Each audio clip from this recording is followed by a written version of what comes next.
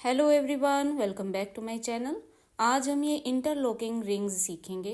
जो येलो ये फ्लावर है ये इंटरलॉकिंग रिंग्स है। देखें, हर एक रिंग जो है ना एक दूसरे के अंदर से निकल रहा है, यानी कि उसके साथ से ना शुरू होकर उसके अंदर से शुरू हो रहा है, तो इसको हम इंटरलॉकिंग रिंग बोलते हैं। जैसे आपने चेन देखा है ना गले में जो पहनते हैं, उसमें एक जो कड़ी है उसी में से दूसरी कड़ी निकल रही होती है। तो ये सेम उस तरीके से ये हम रिंग बनाएंगे। इसको आप मोटिव्स के सेंटर फुल में इस्तेमाल कर सकते हैं, डोलीज वगैरह में। तो देखिए, इसके लिए मैंने 20 नंबर थ्रेड लिया है और 1 शटल से बनेगी। सबसे पहले हम ये 12 डबल स्टिचेस हम लेंगे, लेकिन ये जो सिरा है ना मैं इसलिए छिपा रही हूँ। पहले हाफ स्टिच के बाद मैंने सेकंड हाफ में इसको छिपा लिया है। ये नहीं तो आपको कंफ्यूज करेगा ट्यूटोरियल देते समय, इसलिए मैं इसको पहले छिपा रही हूँ। तो 3-4 स्टिचेस में मैं इसको छिपा दूंगी।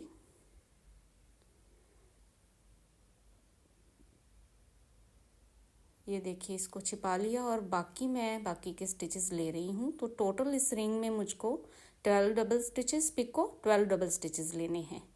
ये मेजरमेंट थोड़ा ज़्यादा है, वो इसलिए क्योंकि आप वो साथ पड़े मोटिव में देख सकते हैं कि बड़ा रिंग है, इसी कारण जो है वो रिंग और चेन दोनों की लुक उसमें आ रही है। बड़ा होगा तो ही ये पॉसिबल है, थोड़ी सी उसमें स्पेस भी बचेगी पूरा क्लियर दिखाने के लिए। तो अब देखें, दूसरा रिंग यहीं से शुरू होगा। ये देखिए, हमने हाफ स्टिच ले लिया।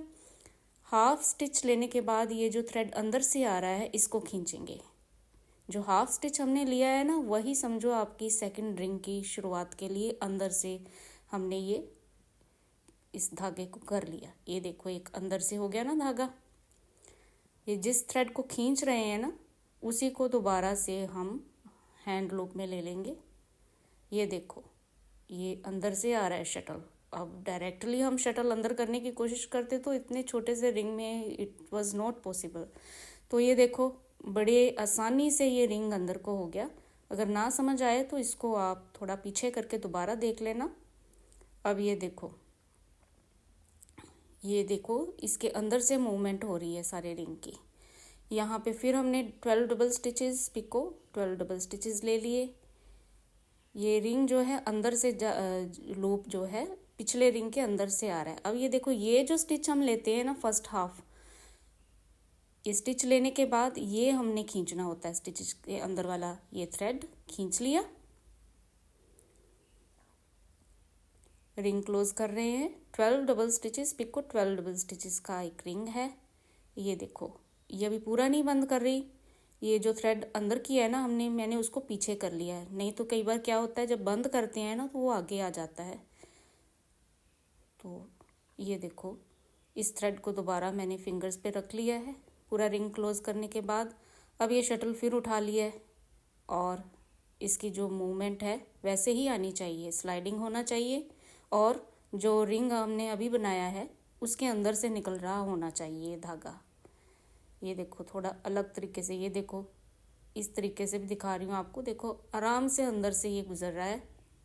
तो इस तरीके से हम स्टिचेस लेंगे।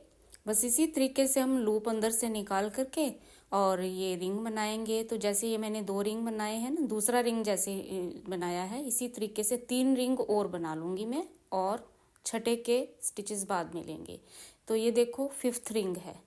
5th रिंग के स्टिचेस ले ले। लास्ट वाला जो हम फर्स्ट हाफ लेते हैं वो नहीं लेना इसमें, बस सिंपल रिंग की तरह ही मैं इसको क्लोज कर रही हूँ। ये आप ध्यान रखना, इसको मैंने सिंपल ही बंद कर लिया। सेकंड लास्ट रिंग ये बंद कर लिया। 6th रिंग के स्टिचेस हम कैसे लेंगे, देखो 6th रिंग जितना बनेगा उस नाप का हमने थ्रेड इसमें से निकाल लेना है शटल में से, और थ्रेड कट कर देंगे यहाँ से। अब वैसे ही इस थ्रेड से हैंड लूप बनाते हैं जैसे रिंग बनाने के लिए करते हैं। ये देखो, इस तरीके से सारे रिंग्स मैंने हाथ में पकड़े हुए। ये फर्स्ट रिंग है। अब ये जो हैंड लूप बनाया है इसमें से ये थ्रेड निकालते हैं। ठीक है, कट इसलिए किया क्योंकि शटल तो इससे गुजार नहीं सकते। अब वो जो ये थ्रेड है ना इसके नीचे से ले जाएंगे और जो पांचवा 6 रिंग बनने हैं टोटल, ये छठा बना रहे हैं। जो पांचवा रिंग हमने बनाया है ना, ये धागा इधर करके हमने इसमें से निकाल लेना है। ये निकाल लिया।